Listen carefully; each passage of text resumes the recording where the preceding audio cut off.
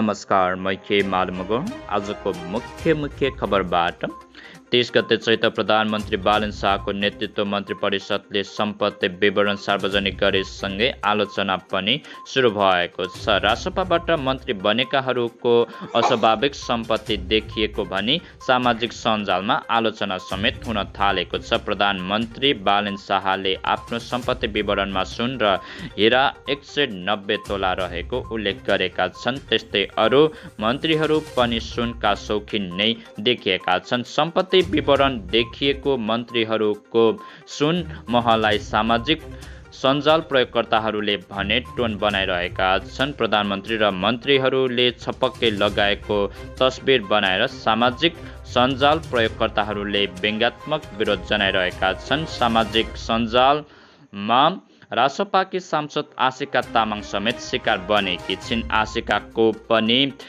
सुन लगाएर पहिले भएको तस्बिर सामाजिक सञ्जालमा आएपछि उनले आफूसँग सुनको नाममा केवल नाकमा लगाएको रु 250 को फुली मात्र रहेको स्पष्टीकरण दिएकी छिन्। फेसबुकभरि नै मेरो फोटोलाई सुनले भरि भराउ पारिदिनु भएको रहेछ। तर वास्तविकता के हो भने नाकमा लगाएको 250 को फुली बाहेक मेरो कुनै सुन छैन, आशिकाले भनेकी छिन्। समाचार सुन्दै गर्नुहोला। आजको यो छोटो समाचारबाट बिदा हुन्छ। सबैलाई नमस्कार।